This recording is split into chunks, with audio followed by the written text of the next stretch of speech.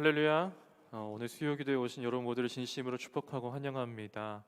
오늘 이 시간에 우리가 주님을 향한 그 기쁨으로써 함께 찬양하고 함께 예배드림으로써 함께 오늘 수요기도회를 함께 나가도록 하겠습니다. 함께 찬양하며 나아가도록 하겠습니다.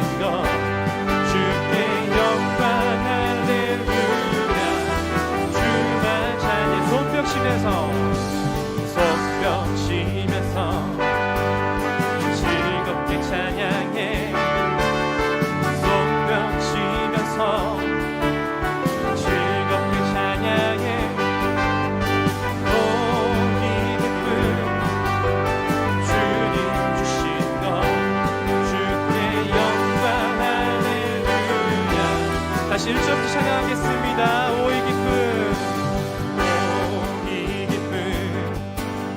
주님 주신 것, 오 이 기쁨 주님 주신 것, 오 이 기쁨 주님 주신 것, 주께 영광 할렐루야. 주만 찬양. 앞뒤동산에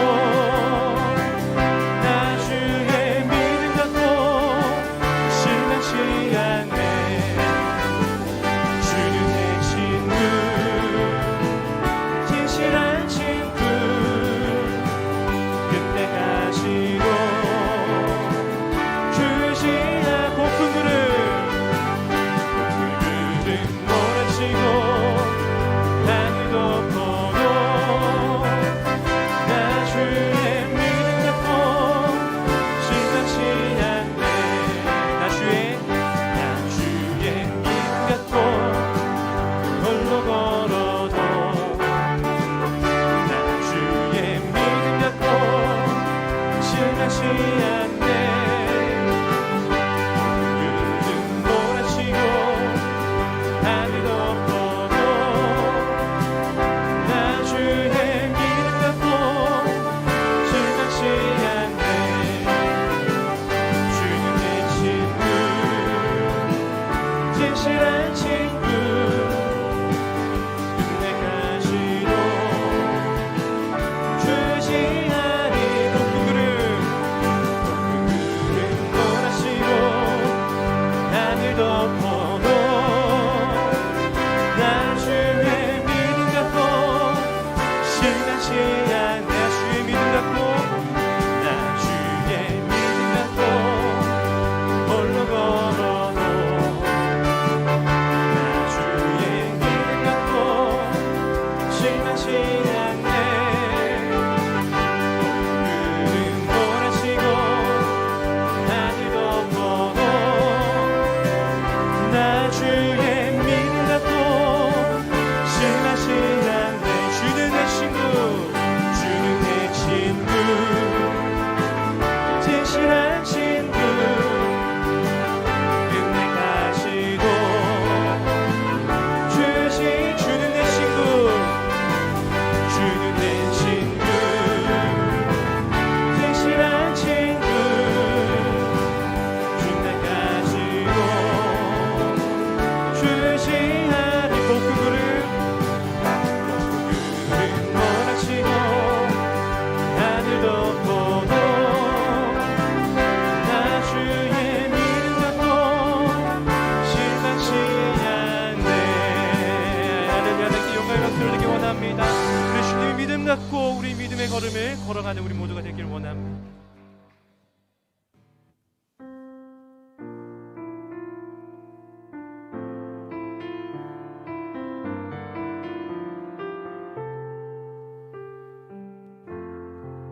나의 가는 길, 나의 가는 길, 주님 인도하시네. 그는 보이지 않아도 날 위해 일하시네. 주 나의 인도자, 항상 함께 하시네. 사랑과 힘 베푸시며 인도하시네. 인도하시네. 나의 가는 길,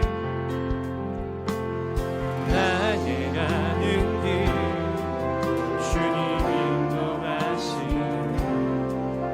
그는 보이지 않아도 날 위해 일하시네. 주 나의 인도자,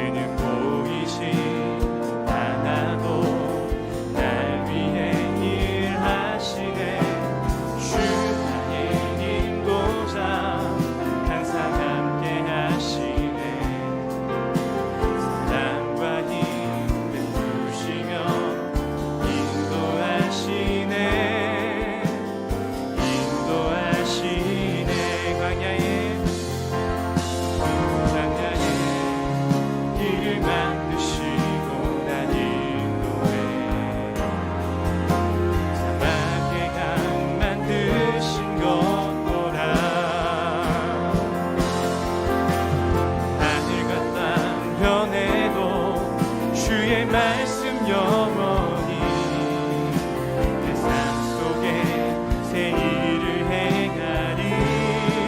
광야에 길을 만드시고 날 인도해.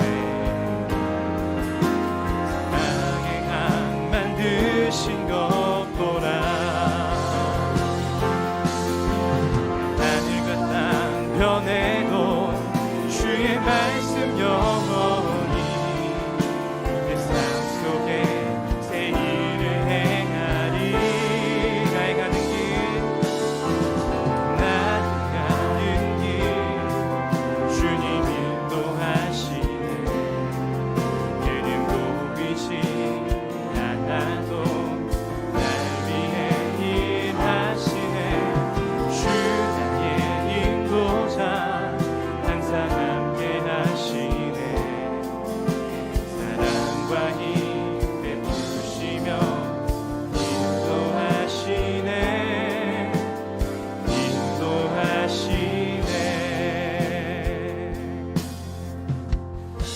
이 시간 함께 사도신경함으로써 우리 신앙 고백하겠습니다. 나는 전능하신 아버지 하나님 천지의 창조주를 믿습니다. 나는 그의 유일하신 아들 우리 주 예수 그리스도를 믿습니다. 그는 성령으로 잉태되어 동정녀 마리아에게서 나시고 본디오 빌라도에게 고난을 받아 십자가에 못 박혀 죽으시고 장사된 지 사흘 만에 죽은 자 가운데서 다시 살아나셨으며 하늘에 오르시어 전능하신 아버지 하나님 우편에 앉아 계시다가 거기로부터 살아있는 자와 죽은 자를 심판하러 오십니다. 나는 성령을 믿으며 거룩한 공교회와 성도의 규제와 죄를 용서받는 것과 몸의 부활과 영생을 믿습니다. 아멘. 이 시간 우리를 대표해서 박정숙 집사님께서 기도해 주시겠습니다. 한 마음으로 기도하겠습니다.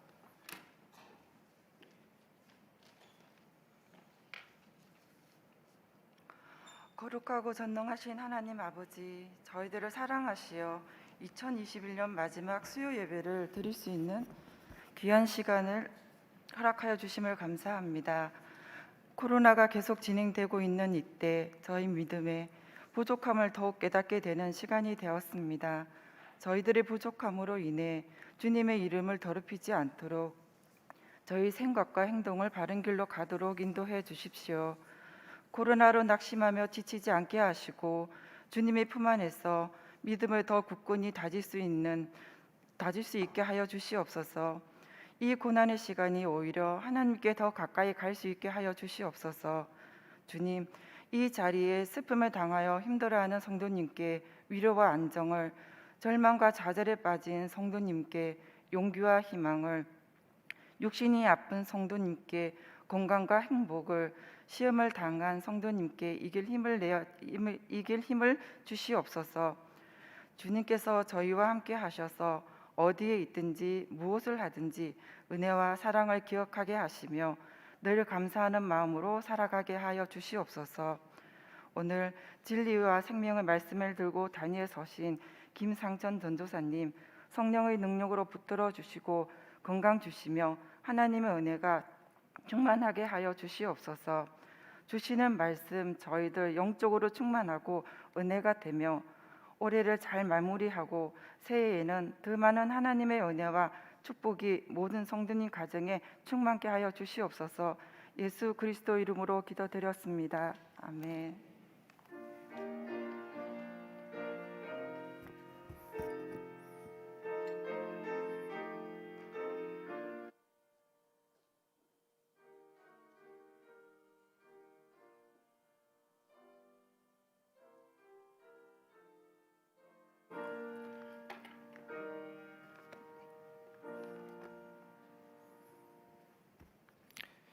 네, 오늘 우리에게 주시는 하나님의 말씀 보겠습니다. 하나님의 말씀은 예레미야 7장 21절에서 26절까지의 말씀입니다.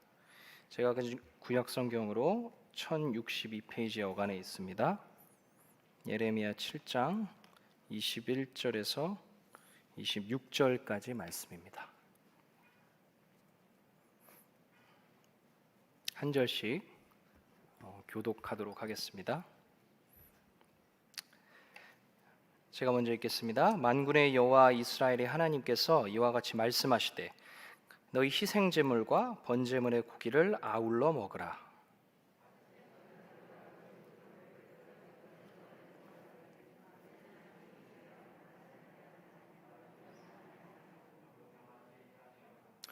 오직 내가 이것을 그들에게 명령하여 이르기를 너희는 내 목소리를 들으라. 그리하면 나는 너희 하나님이 되겠고 너희는 내 백성이 되리라. 너희는 내가 명령한 모든 길로 걸어가라. 그리하면 복을 받으리라 하였으나 귀를 기울이지도 아니하고 자신들의 악한 마음에 겨워 완악한 대로 행하여 그 등을 내게로 돌리고 그 얼굴을 향하지 아니하였으나 너희 조상들이 애굽 땅에서 나온 날부터 오늘까지 내가 내 종 선지자들을 너희에게 보내되 끊임없이 보내었으나 너희가 나에게 순종하지 아니하며 귀를 기울이지 아니하고 목을 굳게 하여 너희 조상들보다 악을 더 행하였느니라. 아멘. 이것은 하나님의 말씀입니다. 하나님께서 오늘 이 말씀을 통하여서 우리 모두에게 은혜 주시기를 간절히 소망해 봅니다. 벌써 21년의 마지막 주가 되었습니다. 개인적으로는 저도 이제 수원성 교회에 작년 이맘때쯤 오게 됐어요. 그래서 이맘때쯤 오게 돼서 아주 설레는 마음으로 또 떨리는 마음으로 이 예배당과 교육관에 이렇게 들어왔던 게 엊그제 같은데 행복한 한 해를 보내면서 올 한 해가 정말 말 그대로 훅 지나가 버린 것 같습니다. 우리 성도님들도 시간이 굉장히 빨리 간 것처럼 느껴지시겠죠? 그래서 이 시간 묵은 해를 이렇게 마무리하면서 특별히 코로나 상황이 또 변동폭이 굉장히 또 컸잖아요, 올해는. 그로 인해서 예배가 우리에게 정말 너무나도 소중하다라는 것들이 우리 모두에게 공통적으로 떠오르고 상기되었던 것 같습니다. 예배가 우리에게 정말 소중하고 가치 있고 너무나도 귀한 것이라는 것을 알게 되었는데, 그렇기 때문에 하나님을 예배하는 우리가 보다 참된 우리의 예배로 하나님께 나아가기 위해서 기억해야 할 것들, 하나님은 예배에 관해서 우리에게 과연 성경을 통해서 뭐라고 얘기하고 있는지를 다시 한번 본문을 보면서 되짚어보면서 과연 하나님께서 우리에게 어떤 예배를 요청하고 바라시고 계시는지를 한번 생각해보는 은혜의 시간 되었으면 좋겠습니다. 오늘 본문은 굉장히 유명한 본문 중에 또 하나입니다. 예레미야의 성전 설교라고도 이름이 되는데요, 말 그대로 예레미야가 성전 뜰에 들어가서 설교를 한 거예요. 성전 뜰에. 그러면 성전 뜰에 들어가서 설교를 했다는 것은, 말씀을 전했다는 것은 말씀을 듣는 청중이 있었다는 거죠. 그 청중들은 그러면 뭐하러 그 예배당에서 뭐 하고 있었을까요? 성전에서 당연히 예배를 드리고 있었겠죠. 그때 그 용어로 말한다면 제사를 드리고 있었겠죠. 성전에 들어가 예배하는 자들에게, 제사 드리는 자들에게 했던 설교가 바로 오늘 본문 말씀입니다. 그럼 성전에 들어왔다는 것은, 예배한다는 것은 제사, 예배에 열심히 있었다는 거겠죠. 그러면 예배에 열심히 있었다는 것은 하나님에 대해서 신앙이 있었다는 거죠. 자기의 삶에서 시간을 떼어놓고, 특별히 구약에서는 제사를 또 각자 형편에 따라서 또 많이 드렸잖아요. 물질을 떼어서 하나님께 드리는 구별됨이 있었다는 겁니다.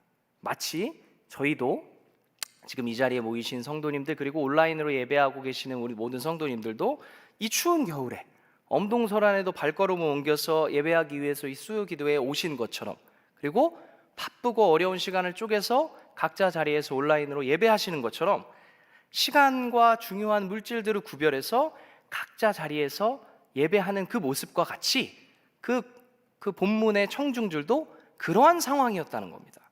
그런데 그렇게 예배의 열심을 가지고, 하나님에 대한 그 제사에 대한 열심과 정성을 가지고 성전에 나오는 유다 백성들에게 예레미야는 뜻밖의 말을 전합니다. 아주 뜻밖의 말을 전해요. 예레미야의 말이 아니라 사실 하나님의 말씀이죠. 하나님이 이렇게 얘기합니다. 예레미야 7장 1절에서 4절까지 말씀 한번 보겠습니다. 이게 예레미야 7장을 설명해 주는 것입니다. 제가 읽겠습니다. 여호와께로부터 예레미야에게 말씀이 임하니라. 이르시되, 2절, 너는 여호와의 집 문에 서서 이 말을 선포하여 이르기를 여호와께 예배하러 이 문으로 들어가는 유다 사람들아. 예배하는 사람들이죠. 본문이 그렇게 정확히 얘기하고 있죠. 여호와의 말씀을 들으라. 3절. 만군의 여호와 이스라엘의 하나님께서 이와 같이 말씀하시되 너희의 길과 행위를 바르게 하라. 그리하면 내가 너희로 이곳에 살게 하리라. 이곳은 이 땅을 얘기하는 거겠죠. 이스라엘 백성들이 있었던. 4절. 너희는 이것이 여호와의 성전이라 하는 거짓말을 믿지 말라.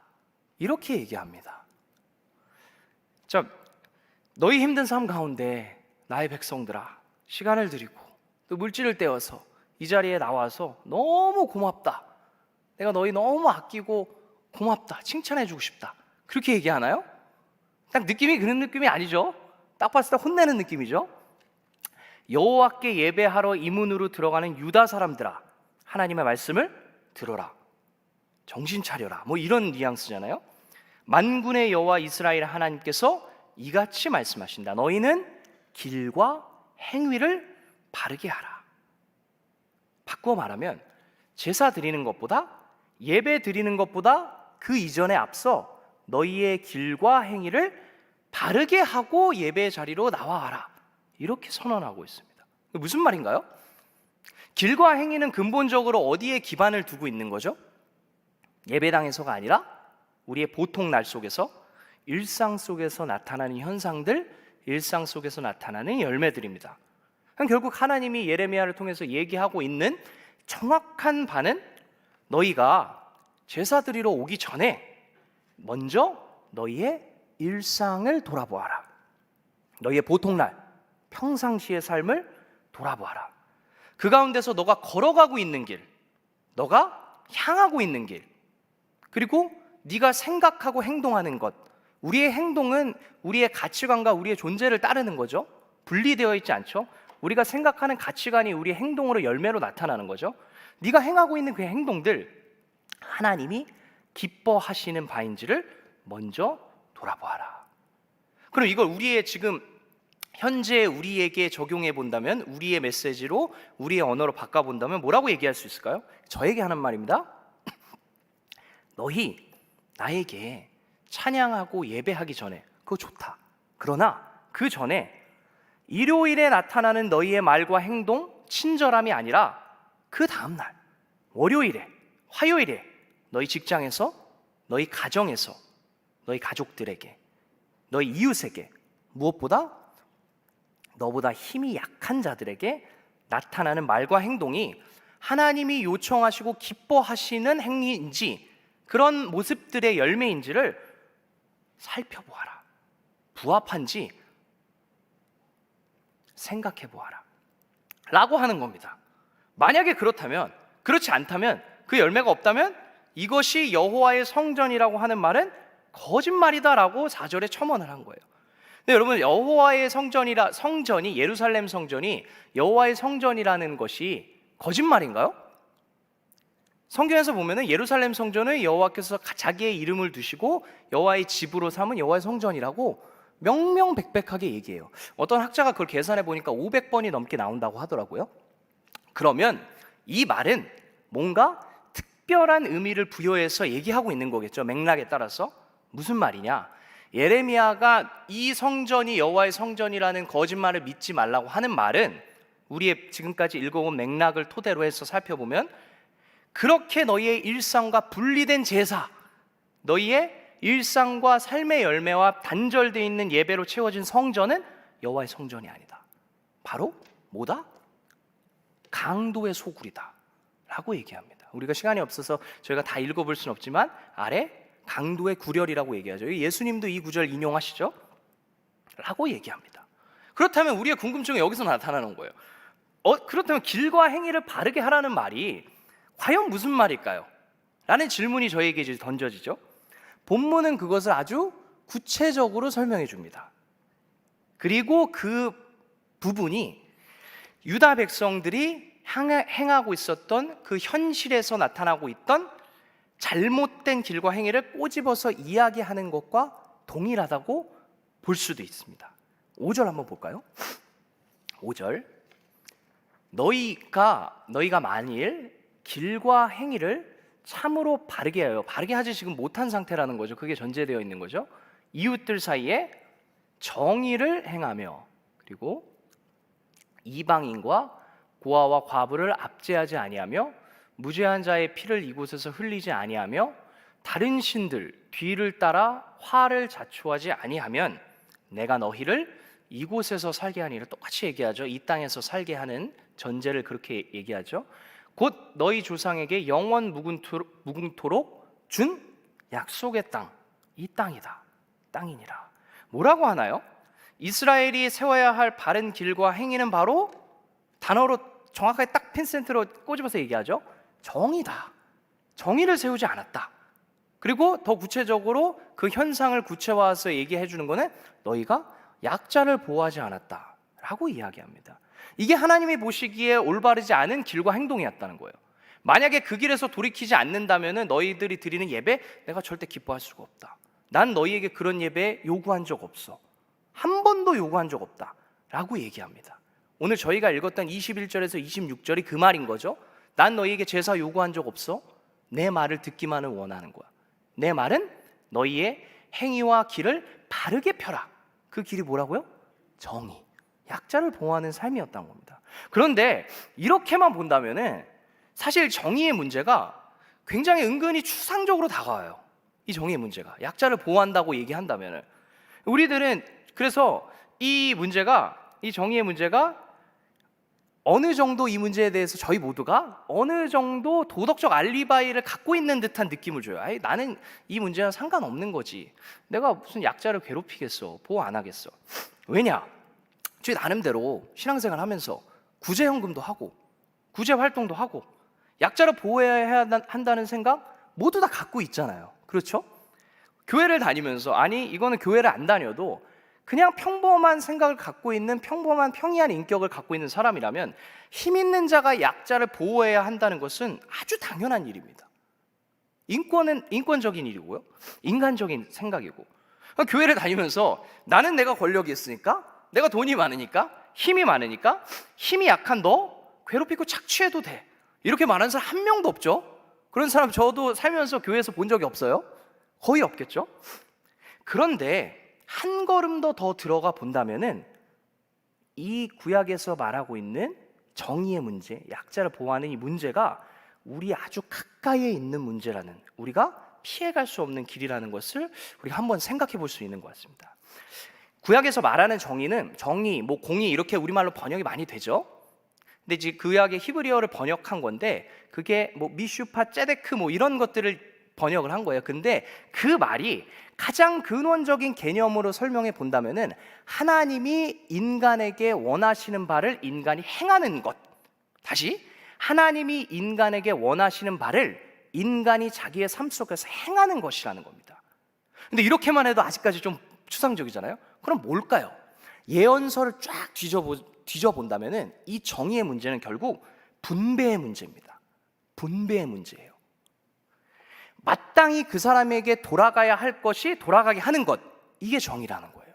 그럼 반대로 마땅히 그 사람에게 돌아가야 할 것이 돌아가지 못하게 하는 작은 행동들이 바로 정의롭지 못하고 정의를 깼다는 겁니다. 그럼 약자를 보호하지 못했다는 것도 여기에 걸려 들어가는 거죠.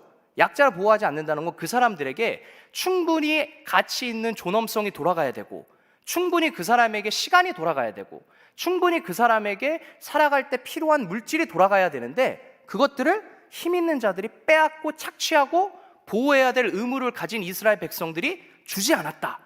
분배의 문제를 해결하지 못했다는 겁니다. 이 문제를 우리가 우리 일상을 삶아 한번 주목해서 본다면 정의의 문제는 우리 일상 가운데 너무 가까이서 일어나는 문제예요. 예를 들면은 생각해 본다면 직장에서 내가 내 후배에게 내가 할 일을 떠넘기는 일, 정의를 파괴하는 거죠. 왜요? 별거 아닌 것 같지만 결국 내 후배의 시간을 빼앗아 가는 거죠. 그 사람이 가져가야 할. 가정에서 육아로 인하여서 자신만의 시간은 하나도 갖지 못하고 있는 아내나 남편, 그저 나몰라라 하고 방치하는 일, 이것도 정의를 깨는 걸 수 있는 겁니다. 어떻게 본다면 배우자에게 돌아가야 할 시간이 마땅히 돌아가지 않고 있는 거죠. 우리가 그냥 방치할, 그냥 넘어갈 간과할 일이 아니라는 거예요. 고대 사회의 문제를 우리 현대에서 어떻게 적용하느냐에 따라서 해석이 우리에게 떨어진 문제가 될 수 있고 우리에게 아주 가까이 붙어있는 긴밀한 문제가 될 수 있다는 겁니다. 또 특히 가장 중요하죠. 직장에서 사장된 위치에서 직원들에게 임금 주는 거 지원하는 일, 하나님이 봤을 때 최악이라는 겁니다. 왜요?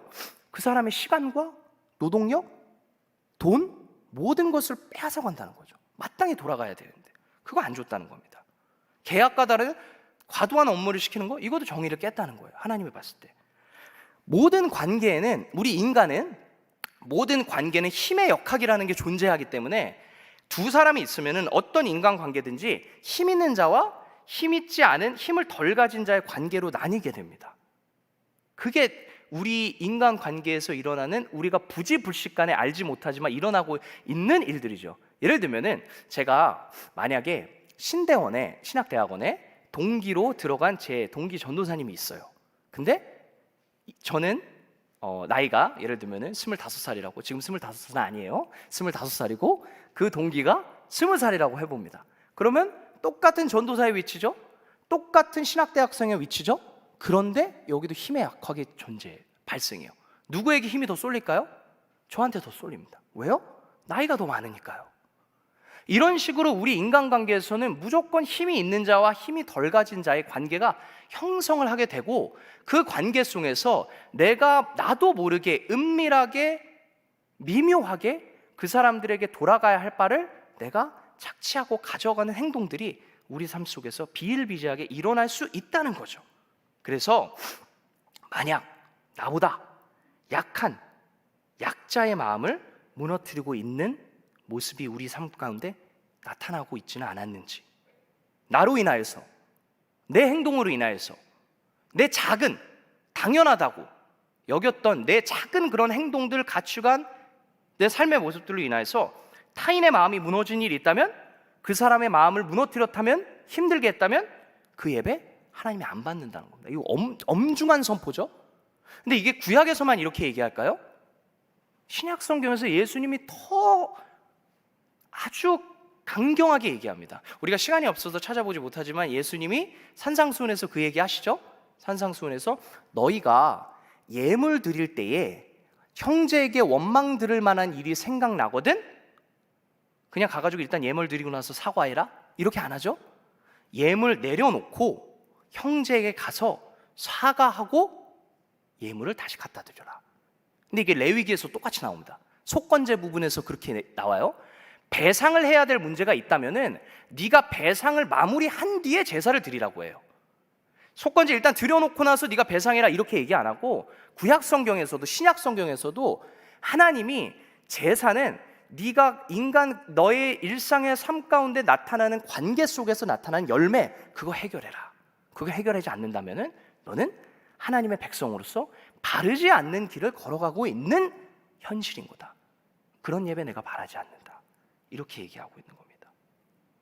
정의는 멀리 떨어진 문제가 아니라 우리의 일상과 아주 밀착되어 있는 중요한 문제이며, 내 예배가 간합되는지 간합되지 않는지의 여부가 달려있는 중요한 문제라는 것을 우리가 기억하면 좋겠습니다. 좀 더 본문을 잠깐 살펴볼까요? 예레미야는 이뿐만 아니라 한 가지를 더 이야기해요. 8절 한번 보겠습니다. 8절부터 10절까지. 자, 보라, 너희가 무익한 거짓말을 의존하는도다. 그 거짓말이 아까 여호와의 성전이라는 거죠. 너희 그런 식으로 예배드린다면 그 성전 강도의 구렬이다. 9절, 너희가 도둑질하며 살인하며 간음하며 거짓 맹세하며 바알에게 분향했다고 합니다.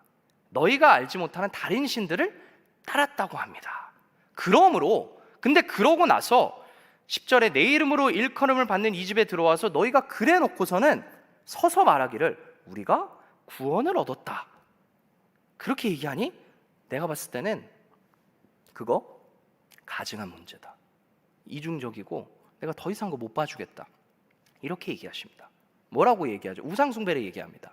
근데 우상숭배의 대상이 여긴 누구라고 나오죠? 바알이라고 나오죠. 바알.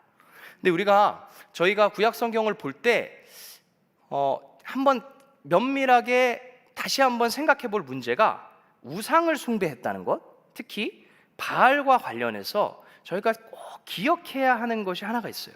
이스라엘은 하나님을 배타적으로 버리고 바알만을 섬겼다고 성경은 얘기하지 않는다는 점이에요.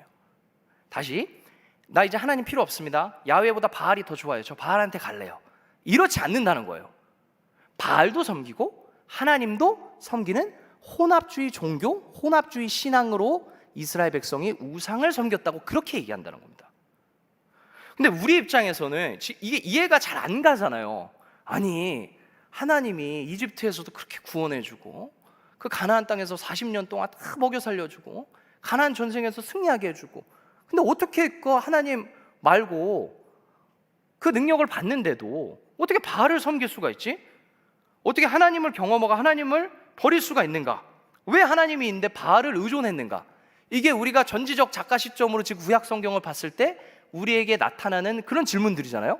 그런데 그 당시의 고대 지중해 세계에, 고대 근동 세계의 다신교 문화를 생각해 본다면 이게 그 사람들에게 있어서는 지극히 자연스러운 일이었던 겁니다. 잠깐 짤막하게 설명을 드린다면은 그 당시 지금 이제 지중해 지역, 팔레스타인이 있는 지역, 그 지역이에요. 고대 근동 사회에서 다신교 문화는 혼합 종교, 혼합주의, 그러니까 혼합주의적으로 어떤 신을 섬기는 것은 아주 자연스러웠던 거예요. 왜 그랬을까요? 다신교 문화에서는 전능한 신이라는 개념이 존재하지 않았다는 거예요. 그러니까 가장 최고의 신, 모든 능력을 다 갖고 있는 전능한 신이라는 거는 그 사람들은 그런 개념이 없었다는 겁니다. 무슨 말이냐? 신마다 자기 주특기가 있었다는 거예요. 자기 주력 분야가 있었다는 거예요. 예를 들면은 아세라, 아스타로 이런 거 나오죠. 아스타롯, 아세라는 출산이 주특기인 거예요. 출산이 자기 주력 분야인 거예요. 그리고 야훼는, 여호와는 전쟁의 신인 거예요. 그래서 만군의 여호와라고 나오죠. 그게 모든 군대의 하나님이라고 하는 건데, 이스라엘 백성들이 경험한 것을 한번 생각해 보세요. 이스라엘 백성들이 이집트에서 나왔죠. 그리고 가나안에 가기까지 광야에서 40년 동안을 뱅글뱅글 돕니다. 근데 그때 경험했던 하나님은 전쟁에서 승리하게 해주는 최고의 전쟁의 신인 하나님 거예요. 하나님이었던 거예요. 그런데 가나안 땅에 들어오고 나서부터 새로운 문화가 시작되는데 그게 바로 농경 문화였던 겁니다. 이스라엘 백성들은 이동 목축업을 했기 때문에 40년 동안 광야를 돌아다닐 때는 농경 생활을 하지 않았어요. 그래서 농경 생활에 있어서 자기들에게 농경의 열매를 맺어주는 것이 하나님의 주력 분야라고 경험할 수 있는 시간이 없던 거예요. 근데 가나안 땅에 딱 들어가 보니까 그 지역 신, 바알 신이 있네? 근데 그 바알 신이 바람과 비를 가져오는 신이래요. 근데 바람과 비가 농사에 있어서 가장 중요한 열매의 토대가 되고 근간이 되는 거죠. 그래 이스라엘 백성들은 이 바알이, 하나님이 우리를 이집트에서 그리고 군대를 통해서 여러 가지 외세의 세력으로부터 지켜줬지만 나에게 농경 생활에 있어서 복을 빌어다주고 열매를 맺어주게 하는 거는 바알이 좀 더 나은 것 같아, 이런 생각이 은밀하게 자연스럽게 들 수밖에 없는 문화였다는 거죠. 그래서 이 찰나에 또 어떤 일이 발생하냐면은, 여러분 아합 왕 아시죠? 아합 왕, 이스라엘의 아합 왕이 이세벨이라는 공주와 결혼을 하죠. 근데 이세벨이 페니키아라는 지역의 딸이었죠. 근데 페니키아가 바알을 섬기는 지역이었어요. 그러니까 아합이 이세벨이랑 결혼을 하니까 국제 관계를 잘, 외교를 잘해야 되니까 그 외국 신을, 바알 신을 수입을 해온 거예요. 수입을 해왔고 국제 관계에 있어서도 자기가 바알 신을 섬기는 게 굉장히 이득이 있는 것 같고, 그리고 자기가 딱 봤을 때 이 바알 신이 농경에 있어서 바람과 비를 불어다주는 진짜 능력 있는 신인 것 같아 라는 생각이 드는 거죠. 그래서 이스라엘 백성들에게 바알 숭배를 장려합니다. 근데 이게 중요한 점, 바알 숭배를 장려할 때 이스라엘 백성들에게 여호와 섬기는 것을 중단시키지 않는다는 거예요. 그 근거는 아합의 아들들의 이름이 여호와는 나의 주인입니다, 여호와만이 나의 왕입니다, 이런 뜻을 가진 아들들의 이름을 만들죠. 그렇다면 아합조차도 여호와 신앙을 버리지 않았다는 거예요. 결국 다시 돌아갑니다. 이스라엘 백성들은 하나님을 섬기면서 우상을 동시에 섬긴 거예요. 근데 이스라엘 백성들 입장에서는 그 정도는 괜찮지 않을까요? 자연스러운 문화잖아요 라고 생각할 수 있었지만, 하나님이 보셨을 때는 아니다, 너가 은밀하게 교묘하게 나를 저버리고 다른 신을 섬긴 거다 라고 이야기한 겁니다. 이걸 우리의 삶에 한번 적용해 볼까요? 우리의 삶 속에서 나타난 바알은 뭐가 있을까요? 바알은 그저 고대 지역에 주전 2000년, 몇천 년 전에, 천몇백 년 전에만 있었던 그런 팔레스타인 지역의 신으로만 존재하고 있는 걸까요? 우리랑은 관련 없는? 지금 오늘날에 우리에게 바알이 있어요. 그게 뭐냐? 만몬, 돈, 성공, 성공주의, 이것들이 바로 바알입니다. 예수님도 얘기하죠. 하나님을 이야기하긴 하지만 나에게 가장 큰 안정감을 주는 것, 그게 혹시 내가 가지고 있는 돈, 내 부동산, 내 사회적 위치, 혹시 이런 것들이 아닌가요? 정말 내가 가장 집중하고 있는 것, 내가 정말 내 삶 잃어버린다면 내 삶이 정말 끝장날 것 같아가지고 내가 정말 견딜 수 없다고 생각하는 그것이 지금 나의 위치인가요? 내가 소유하고 있는 것들인가요? 아니면 하나님인가요? 우리가 저부터 이 질문을 던져야 된다고 생각합니다.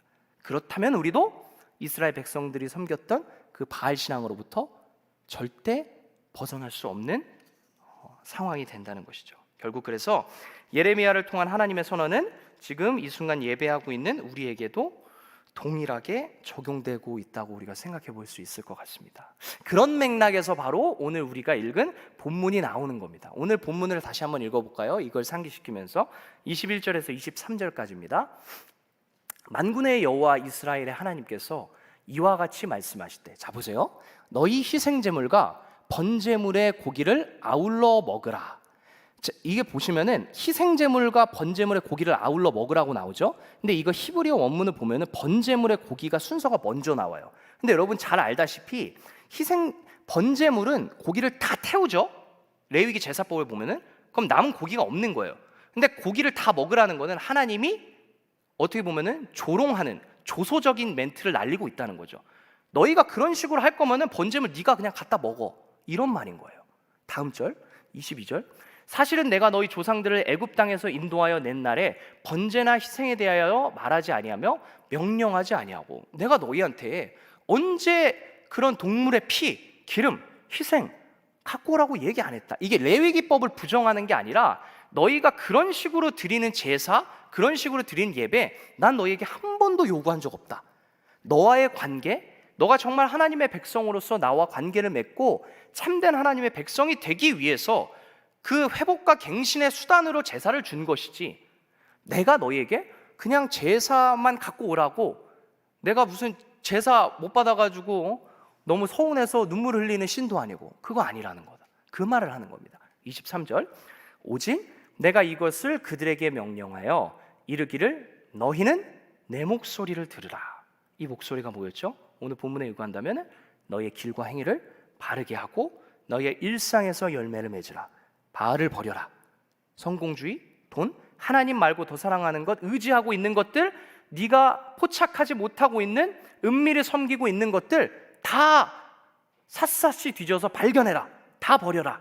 그리하면 나는 너희 하나님이 되겠고 너희는 내 백성이 되리라. 너희는 내가 명령한 모든 길로 걸어가라. 그리하면 복을 받으리라 하였으나. 아멘. 바로 이런 말을 하는 겁니다.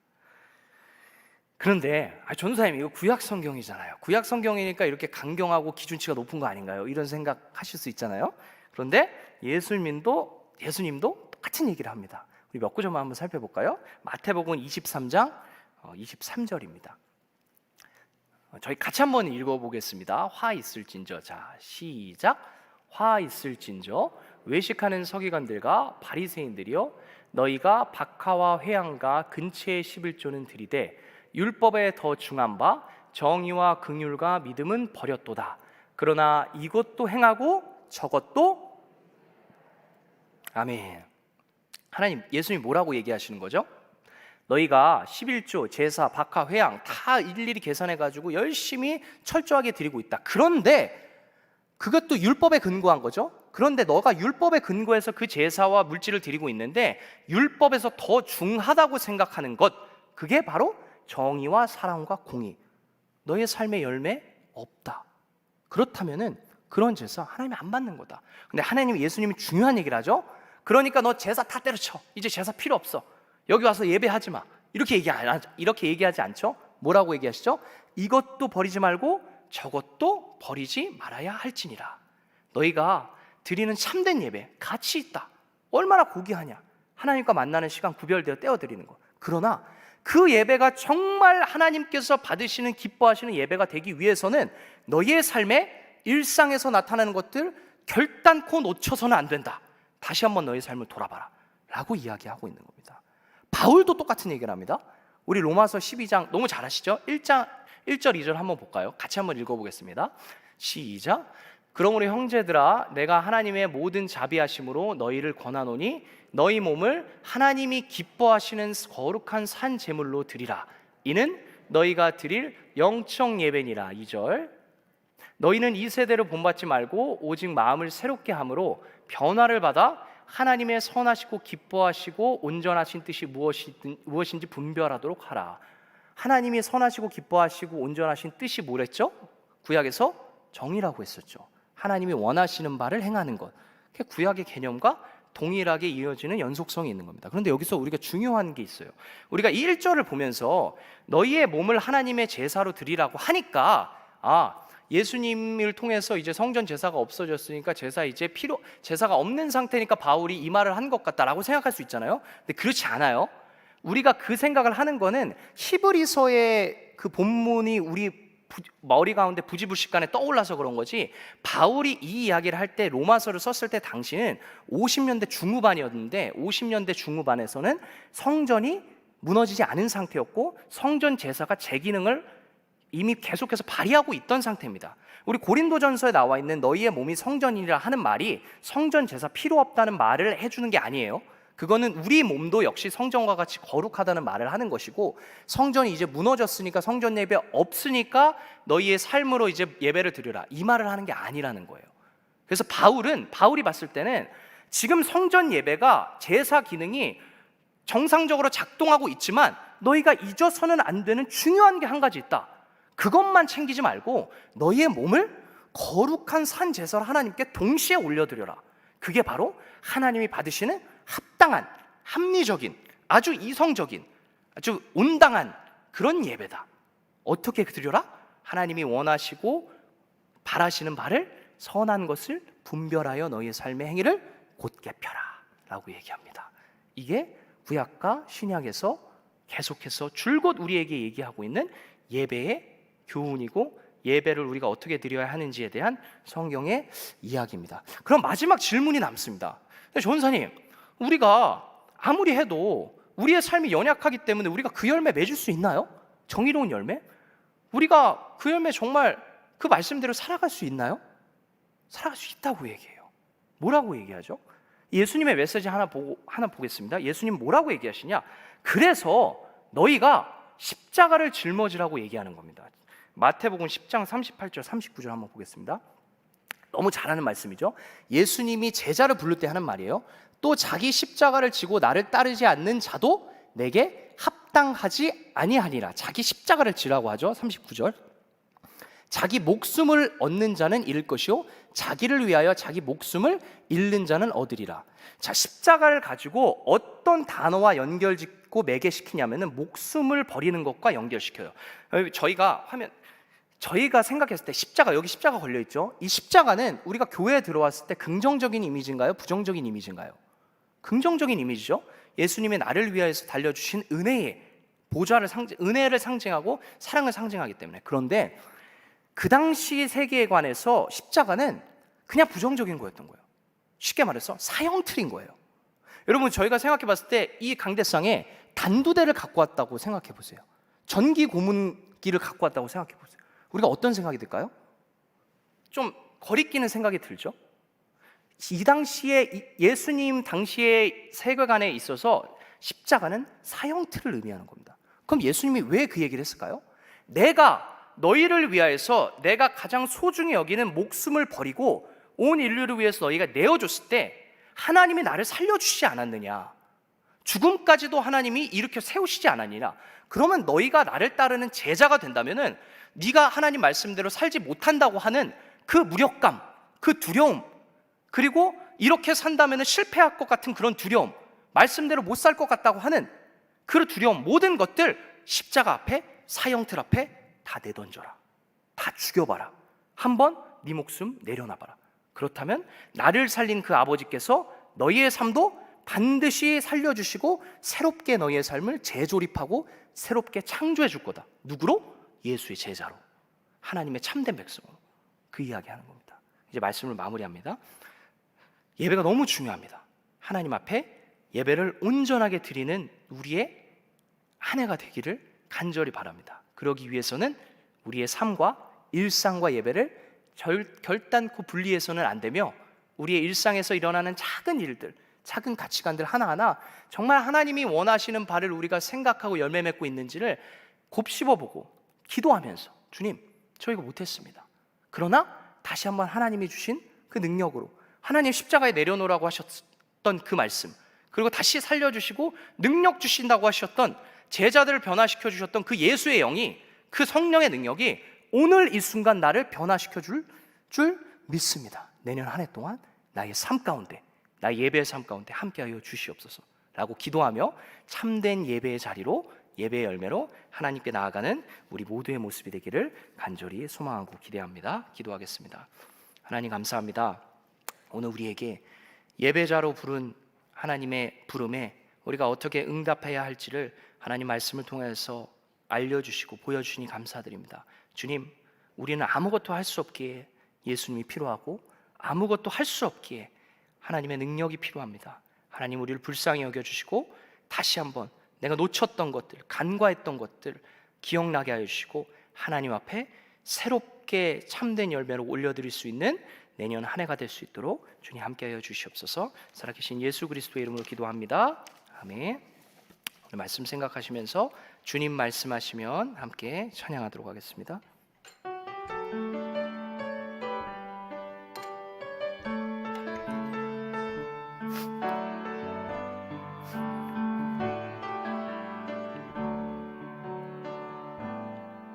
주님 말씀하시면 내가 나가리다. 주님 뜻이 아니면 내가 멈춰서리다. 나의 가고 서는 것 주님 뜻에 있으니, 오 주님 나를 이끄소서. 주님 말씀하시면, 주님 말씀하시면 내가 나가리다. 주님 뜻이 아니면 내가 멈춰서리다. 나의 가고 서는 것 주님 뜻에 있으니, 오 주님 나를 이끄소서.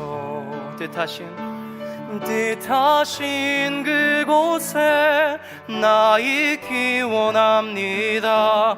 이끄시는 대로 순종하며 살리니, 연약한 내 영혼 통하여 일하소서. 주님 나라와 그 뜻을 위하여. 마지막, 뜻하신 그곳에 나 있기 원합니다. 이끄시는 대로 순종하며 살리니, 연약한 내 영혼 통하여 일하소서. 주님 나라와 그 뜻을 위하여. 오 주님 나를 이끄소서. 오 주님, 오 주님 나를 이끄소서.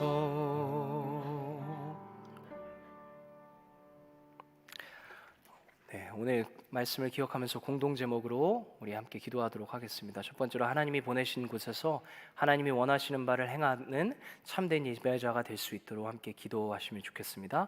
그리고 두 번째로, 질병과 경제적인 어려움으로 고통당하고 있는 성도님들과 또 이웃들의 회복을 위하여서 정말 내 가족의 일이라고 생각하는 마음으로 함께 기도하면 좋겠습니다. 그리고 마지막으로 수원성교회가 선교제 교회의 사명을 잘 감당할 수 있도록 함께 기도하시면 좋겠습니다. 그리고 개인 기도하시고 집으로 일상으로 돌아가도록 하겠습니다. 함께 기도하시겠습니다.